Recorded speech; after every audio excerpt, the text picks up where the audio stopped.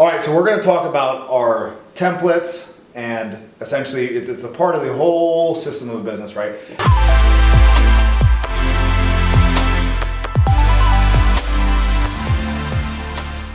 It's something that when people start a business, it's sometimes, unfortunately, the last thing they set up. They don't see the value in it initially, and it makes them end up going a lot of directions and missing their mark a lot of times, and they don't know why. Or for instance, maybe they'll have a goal for their quarter or for their year, and then at the end of the quarter or the year, they wonder why they didn't hit it. It's because they didn't keep track of their KPIs, they didn't have templates to do that. So we're going to talk about one of our templates, scorecard, that we utilize to not only keep ourselves on track as owners with our location. It's a tool for franchisees, but also it's a tool for the frontline team members, front desk, coaches, to ensure that we are on track. Because again, the last thing you want to do is announce to your team that you have a goal for that month in revenue or new signups or what have you, and then no one really knows how they're doing until halfway through the month or at the end of the month. Oh, we didn't get it, or we got it, and they don't even know why or how. Well, yeah, because you could have a team, you could say, hey, last month we did 20K, and this month we want you to do 30K. And if they're not equipped to do 30K, how are they going to do it? They're really just guessing, and that's what happens when you don't record your numbers and you don't look at them on a regular basis. And like we had talked about previously about how, for instance, obviously, like, if you don't have a lot of lead flow coming through, then you're not going to have a lot of people scheduled. Then you're not going to have a lot of people attend it, and then you're not going to have a lot of people convert it. Because you could have the greatest like sales team, closing team in the world, but if you don't have the funnel full enough, it doesn't matter. Exactly. And so this is where with our team, we keep them accountable. We do it every month. Every week. That's right. Not every month. Every week, a huddle up where we go over the numbers so they can see how they're doing. So for instance, if you look at April, we had a goal with our location here in Athens to sign up 10 total. So 10 total clients. So we need 10 total clients to sign up each week. And as you see, the first week, we were 8. We were 2 behind. And then because of that instantaneous feedback, I would like to think, then it was 12, 12, 13. Yeah, and not just the instantaneous feedback, but we talk about, hey, so what did you guys experience this week? Yes, objections. Exactly. What objections did you hear? Okay, well, let's work on those objections. Let's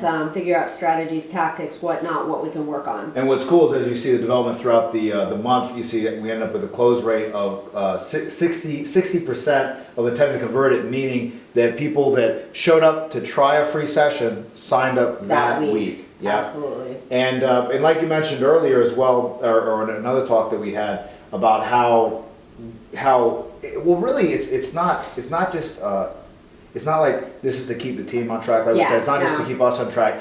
And it's not just like, okay, like XYZ is our responsibility, and then ABC is your responsibility, right? It's how... No, it's funny. That's actually the second part of it. That's actually the second step of it. The first thing it does is it creates trust. So that instantly increases your team morale. Well, transparency creates trust. Absolutely. Right? And then increases team morale. Exactly. Right? And that's going to create, or create a better performance. Because you've experienced that at places you've worked at before in the fitness industry, is not transparency with the numbers. And then it didn't help you perform better as a team member. No, it actually... it causes more anxiety because you're not really sure what's going on. And when you work for, like I worked for a small business, individually owned small business, and during economic crisis, during the housing crisis, and so there's a lot of uncertainty. So you're like, is my job going to be here today or tomorrow, or the next week or the next month? And when you have that transparency, as a person on that team, as an employee of that business. I did like the business. I want the business to succeed, but then I don't know what I can do or what I need to do to help that, except show up every day and, And you don't know whether the airplane is going freaking north or south or east or west, right? Exactly. It's not a good feeling. Yeah, no, absolutely. And it doesn't lead to good morale, doesn't lead to necessarily good work ethic either, even with someone that is a good worker. And this is where it's been cool because it was a scary thing, right? When we first, because we developed the brand, and as we grew up in the business, in a sense, becoming comfortable with a lot of business owners aren't comfortable with sharing their numbers with their team.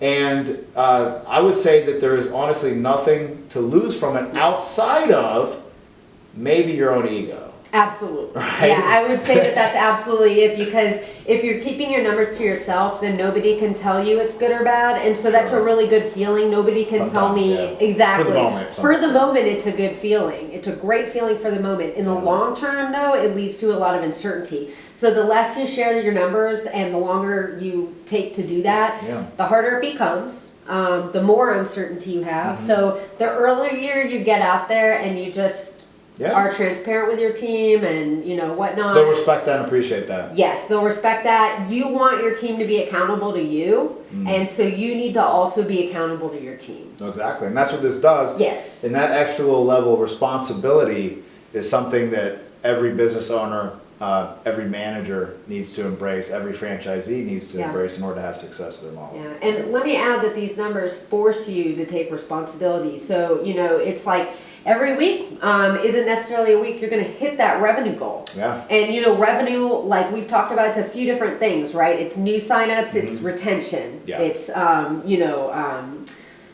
inventory, things like that, equipment, so retail. It's a lot of different things put together. And so when you see a number overall that's low for the week versus for the month or whatnot, it forces you as an owner, or I would hope it forces you, to analyze your numbers and see where it is. Yeah. And like you touched on, even something even more minutia than retail items, than member signups, renewals, and current membership rate.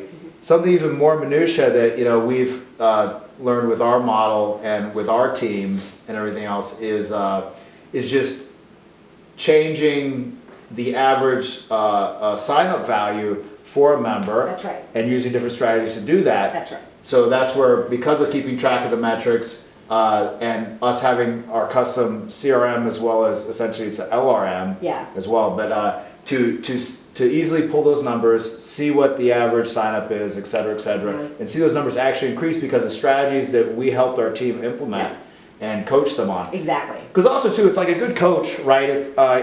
Let's say like you're coaching an athlete and they go to competition and you never keep track of how many competitions they're winning or losing. Yeah. How are you supposed to be an effective coach? And that's where the owner and or manager, the on-site person or the person that connects with the team the most, or it's their job to do that, needs to know those things and give that feedback and have that honesty and transparency to help their other team members succeed. So. Absolutely. Well, so that's just our value that we've experienced through owning a business and through growing a business, but then also that we've plugged into our franchise systems that we have for our franchise partners, because we know the power and importance. A lot of times when you get into a business, whether it's something you're starting from scratch, like you're just created it all yourself, or maybe you bought into a brand where you have the name, you have the product. Yeah. Then you have to go back and you have to write out the manuals, you have to make the templates, you have to do all this stuff, and you have to find ways to do it that are going to be not only effective but practical enough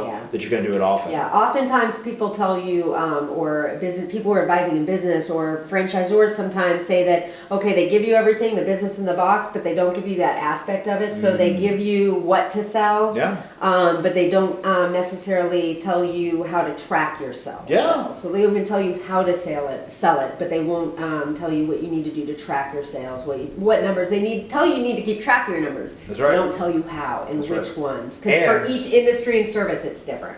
And you got to track it to attack. That's right.